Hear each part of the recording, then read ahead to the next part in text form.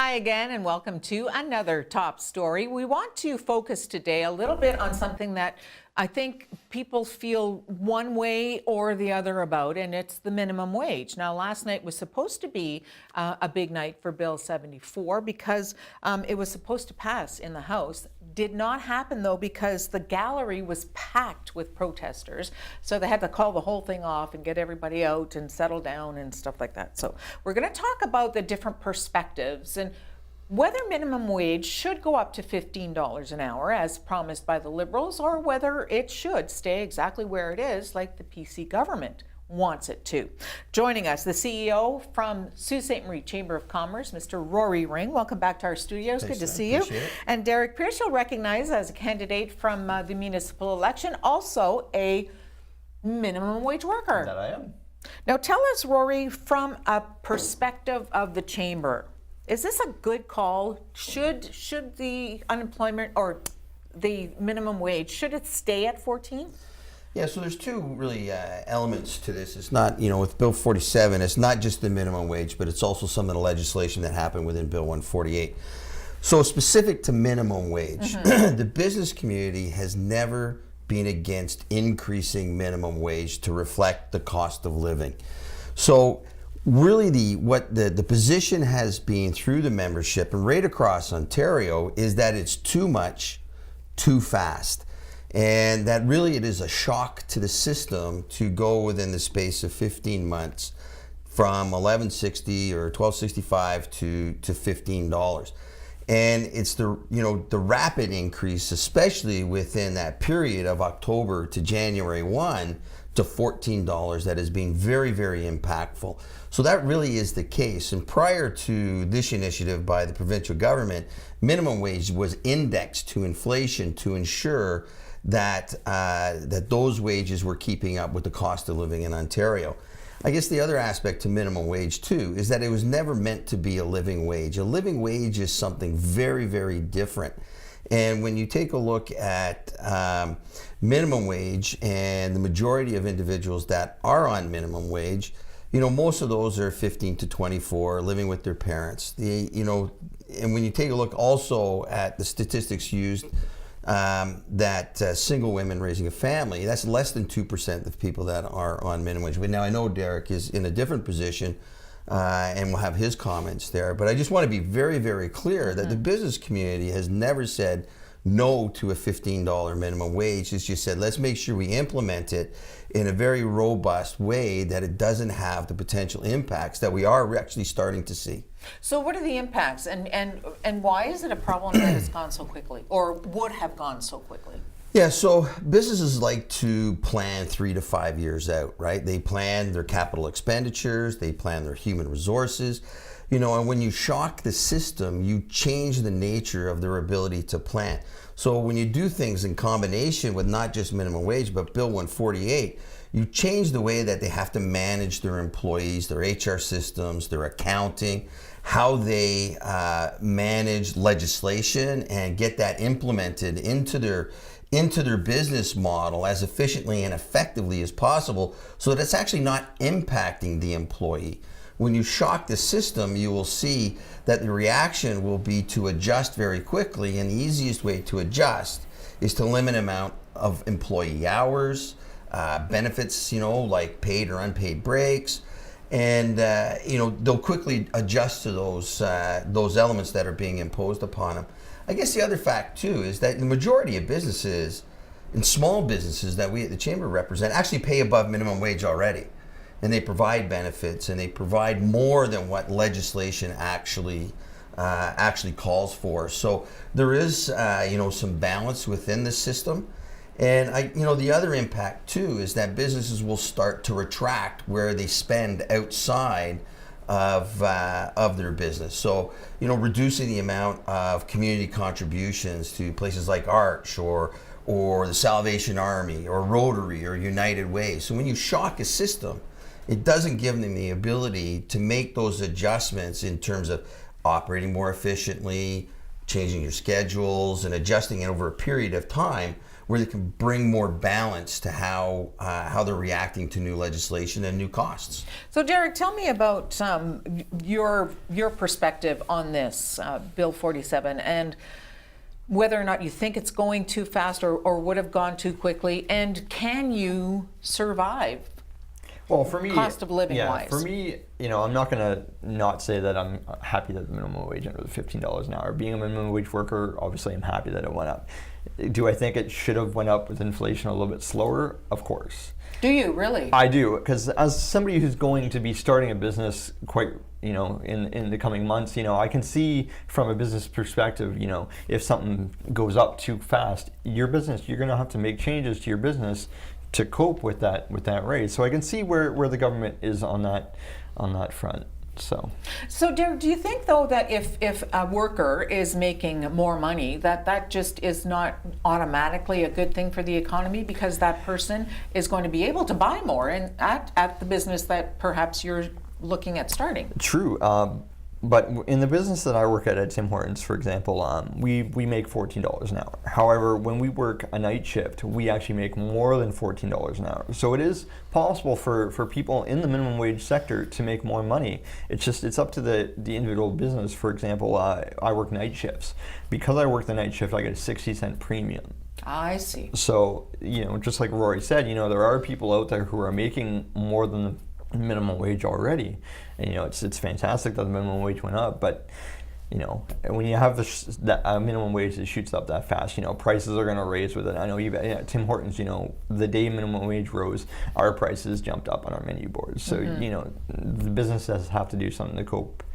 Now, Rory, with regards to the reaction to the first jump in the minimum wage, Derrick talked about how you could see pretty much like the day after cups of coffee going up by 5 cents or whatever it was, Walmart, all of the stores, right? What are some of the other reactions from that first bump? Well, I think the primary reaction is to reduce number of hours, so reduce store hours. We see in some of the other retail outlets that they reduce the number of hours that they were open. They reduce, the number of employees or the number of hours of employees. We have, a family friend and a young fellow that was working at a large retailer and a student and lost hours.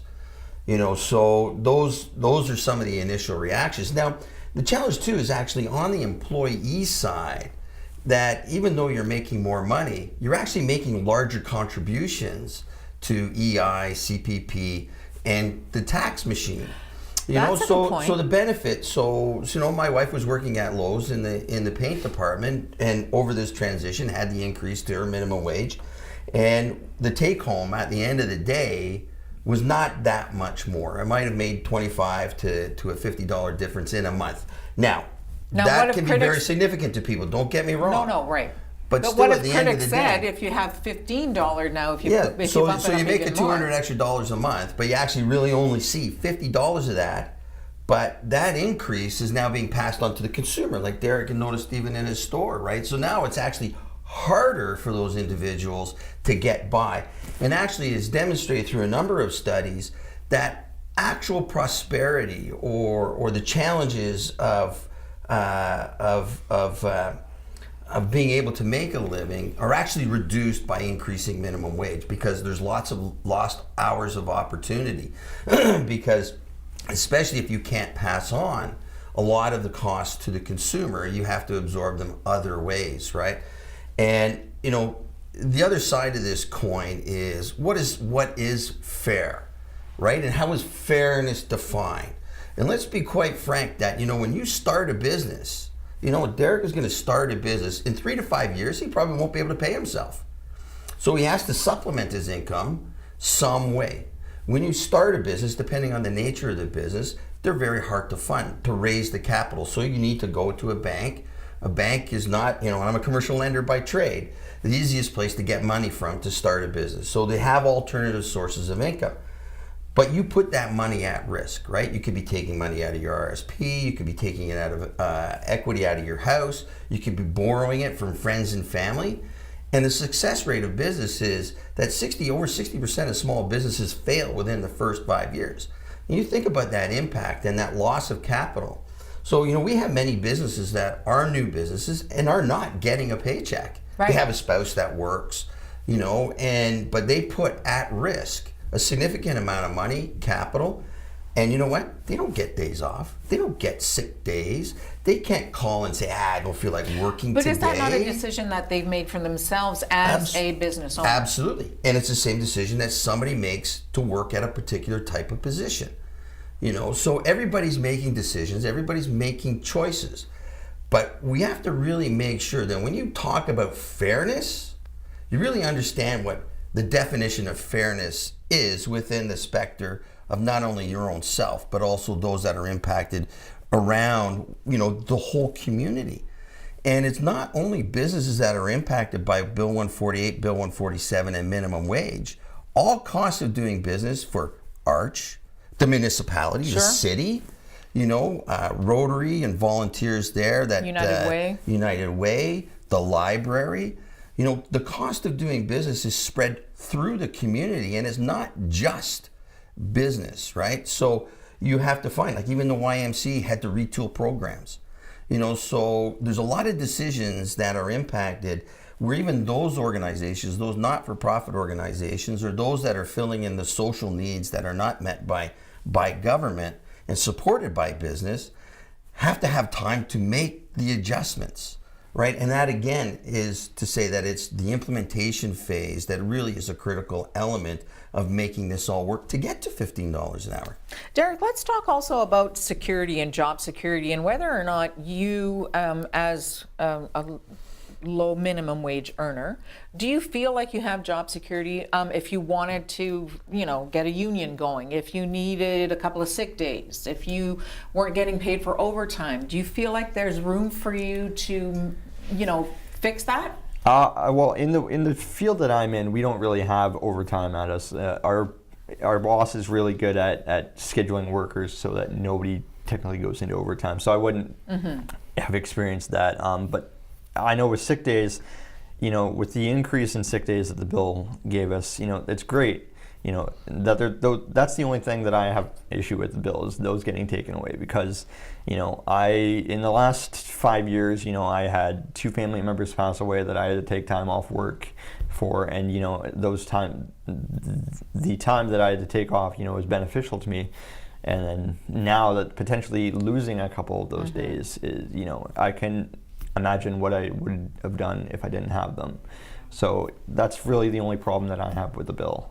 So there's some pressure involved there, I would think, for you. Yeah, exactly. You're at this horrible event, at this life-changing event. You're sick, a loved one is sick, and you can't really concentrate on that because you're worried that you're going to lose your job. Is it that dramatic? Not overly, at least not in my field, because I know, like working for Tim Hortons, like I said, everybody wants, everybody buys coffee. There's enough people that buy into that business. The job security is there just in what they make. So I really don't have to worry about job security in that sense. If I was in a different sector, like retail, maybe, like Rory had explained, when the minimum wage goes up, as fast as it did, businesses have to cope. Some of them, right. They're getting rid of workers, they're cutting back their hours. So if they're cutting back in hours, that's lost revenue that they don't have because they're not open that extra period of time. And throughout my campaign, even with city council, I looked at the downtown core. We didn't have businesses open past 6 o'clock. And that doesn't just hurt the workers. It does also hurt the economy because our city has a downtown that's slowly dying because there's not businesses being open. So, I would have liked to see the minimum wage go up gradually. Give businesses a chance to cope with it a little bit better than the sudden jolt. But we're going to keep talking about this on Top Story because, as you can see, it's very interesting. 2 perspectives that both seem so logical. We'll continue this conversation on Top Story right after this.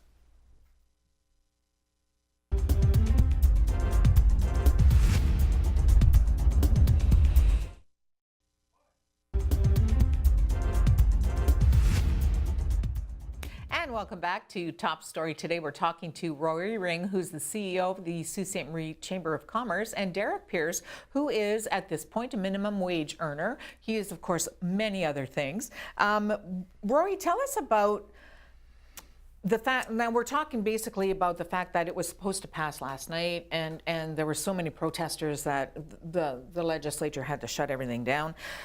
Equal pay, for instance. So temporary people, contracts, part-times will not get the same wage if they're doing exactly the same job that a full-time person would be doing. Is that right?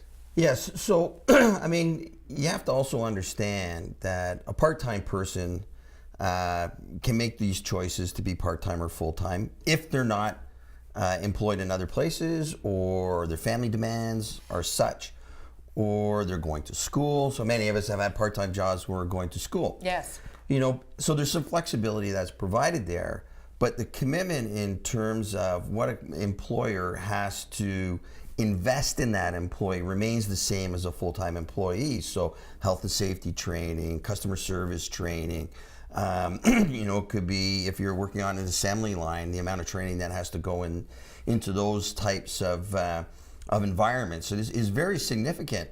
So, you know, I mean, even at Derrick's place of work, there's pretty significant training elements within organizations like that, whether it's a retail or a food service. You know, so you have to make sure, you know, that you're balancing the investment in the employee with their ability to work, or their desire to work, or just, you know, their ability to have the time to work. So, you know, obviously the amount of time committed by a full-time employee is different than it is by a part-time employee, and that's a personal investment that is influenced by an individual circumstance. Now, Derrick, do you think, speaking to that people are on minimum wage doing part-time jobs because they want to be, or because they have to be, or because they're down on their luck? Well, like Rory had said, a lot of people who are working part-time are doing it because, you know, they have family commitments, they're in school, stuff like that. I know for me, I'm a full-time employee because, you know, I have... You have the time. Exactly. I'm not doing anything else, and I can spend the time and do the work. So, you know, for me, it's hard to say, you know, like... It's an interesting concept, because so many people who are critical of the stance the government is taking at this point say there's not a lot of room for anybody to improve themselves. Well, you know, we have actually a fairly significant job gap here in Sault Ste. Marie. We do, yes. You know, there's a lot of skilled employment available. I mean, Algoma Steel, you know, is over the next 5 years replacing 700 aging individuals in that line of business. You know, and those are all skilled jobs, you know, whether it's from an administrative job to somebody on a line. There's a level of skill within that in training, you know, given the nature of that business. You know, you see the same thing at Tenaris, but you also see the same thing at small organizations like, you know, Sioux Foundry or Rector Metals, you know, or SIS, so steel fabricators. But you also see them at places like Superior Chrysler. You know, they're starving for mechanics. They're starving for salespeople. You know, you see it even within the food service industry like Derrick is in. You know, the need for good quality people to service customers. You know, and that's what happens when you now start to take a look at what McDonald's is doing with the automation of their ordering systems, right? So you go in, you pay, you order, and automate it.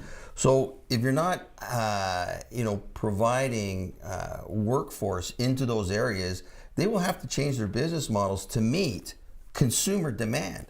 And don't forget, this is all driven by a consumer, whether that's an industrial consumer or an individual as a consumer.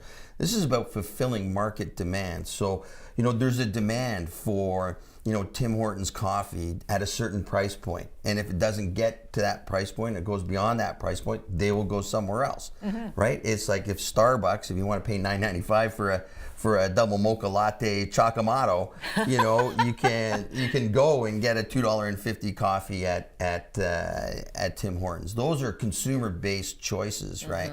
And those businesses exist to fulfill those demands. Now, Derrick, in a position as a minimum wage earner, do you feel like there have been times where you've made headway, like you feel like, you know what, I am improving my life. Yeah, well, I've been with Tim Hortons now, I think, for 7 years. And when I started, I was just, basic run-of-the-mill employee. And now I've been throughout the company. I've been a baker. I've been a night staff person. I've worked day shifts. So because I've worked all those positions, I'm now more of an asset to the company because I can do more than the person who comes in and walks off the street and starts the job. So I definitely see that I grew in the company, and I, my wage reflects that because, like I said, I make more than the average employee because I know the night staff routines. Even as a baker, a baker got a premium as well. I think it was like 50 cents or so because baking was a lot more different than dealing with the customers. It's a lot more fast paced. You're dealing with a lot more health and safety hazards. So, it required a little bit more training to go into. So, yeah. So this was a good opportunity for you in your mind to learn the ropes. Exactly, yeah. And I find that, there's different businesses that even do that. Like, even when I was employed at Metro, I started off as a courtesy clerk. I ended up moving on to the grocery for a little bit. And as I moved, departments, I picked up a new skill in each department. So, you always grow, but you got to have that drive to want to grow. I know there's people that come into Tim Hortons and they just, become a counter staff and that's where they stay. Because they enjoy it or because that's what they want. Exactly. And, it's up to the person to want to grow within the organization and expand their skill set. And like Rory said, as you expand your skill set, you're going to be making a little bit more because you're more of an asset to the company. They can say, okay, this person, I can rely on them. They know what they're doing. They can fill multiple positions. A person fresh starting like a part-time or temporary employee, they're only going to be with us for so long and so much time during the day. We don't have enough time to build that skill set with them. So, It's six of one, half dozen of the other almost. Yeah, like I said, there's parts of the bills that I agree with, there's parts that I don't. There's parts that I can't speak to because I'm not in a union anymore, but it's... So Rory, yes. And say Derrick makes a great point though that 7 years with a business increases your value as an employee. Sure. And in minimum wage jobs, or any job as a matter of fact, it just happens that within a minimum wage setting, employee turnover is very, very significant. Yes. And somebody offers 15 cents or more, people will move. They offer 20 cents more, they will move. And the cost to a business of replacing and constantly replacing those individuals, it's actually more worthwhile to pay them the premiums to stay as a valued employee that grows within the business. Mm-hmm. So how does that not go against increasing the minimum wage? Because if you're investing in your employees, as you said, then they're more apt to stay with you, right? Absolutely. And you see the businesses that operate under that model don't have the employee churn that some other businesses might, and that's why when you actually take a look at many of the business, they pay a little bit more than minimum wage. They offer you, a lot of the members that we deal with, if you come to them as an employee and said, like, listen, I've had a death in the family and I need some time to my family, no problem. So there's only a small percentage, I think, of employers that draw a fairly hard line. Mm-hmm. The majority of employers really value their employees and the communication that happens with their employees, and they're more than willing to give their employees the flexibility to deal with circumstances in life. Because we all have circumstances in life that interrupt our daily routines. So, to demonize all of business is just misguided. Yes, there's always going to be some players that operate on the fringes, but the majority of those see employees that don't stick around because they're not being invested in. They see the high churn, and at the end of the day, most of those will disappear off into the sunset because they can't survive operating on the fringes. And I can speak to that as well, actually, because I worked at 2 different Tim Hortons here in town. I won't mention any specifics, but at one location, we just made the minimum wage. We didn't get any premiums. And the turnover rate in that store was insane. Really? The location that I'm at now, since we make the premiums, I don't see that high of a turnover. So, just like Rory said, if the business is investing in their employees, like say for example the Tim Hortons that I'm at now rather than the one that I was at, you are going to see more success in that location. That's really interesting because I think that a lot of us assume that franchises like McDonald's and Tim Hortons, even as far as Walmarts and stuff, are everybody's doing the same thing. I didn't realize that there were different policies. Well, it's I think it's pretty much in Tim Hortons' perspective. I think it's at the owner's discretion, because I've worked at I think 4 Tim Hortons stores now, and out of for all 4 of them, 2 of them offered premiums, 2 did not. So, and it was the 2 that did not were 2 different owners, but like I said, I think it was at their discretion. I think probably if you feel as an employee, regardless of where you are in your life or what you want to accomplish, if you feel like they're backing you up, you want to back them up. Yeah, absolutely. And the franchise model is a good discussion to have, because the franchise model, certainly from a national perspective, let's say, or the concept behind the franchise model is that you can go to a Tim Hortons, a McDonald's, a Burger King, a Wendy's in Vancouver, and it's the same experience that you'll have in Sault Ste. Marie. And the menu prices are pretty much the same. There's some small windows that they allow you for market adjustment, but they're not, a 30% increase. And I think you saw that, with the Tim Hortons organization, and the pushback there being that we have to look at other ways so that we can continue to invest in our business and still maintain, the pricing. Because, this notion that an owner of a business is, buying private homes in the Canary Islands and driving Lamborghinis is a fabrication. Even under a franchise model, an individual who has a Tim Hortons has to invest about $1 million every 5 years. And they sign those guarantees to remarket their stores. And that's not only just the investment that's required to get into that store. And, for many years, those individuals don't pull money out so they can reinvest back into the store, so that when the franchise says you need to remodel your store, they have the ability to borrow that money. Lots of hidden costs. Thank you all so much for the information. Really appreciate the different perspectives. And it's interesting to watch you both discuss how, you both feel the same way about certain points. So it's been very interesting. Really appreciate your time. Derrick Pearce, Rory Rain. Thank you Good very much. to see you Appreciate both. it. Great to see you again. Yeah, you too. This is Top Story. We'll be back with more on TV right after this.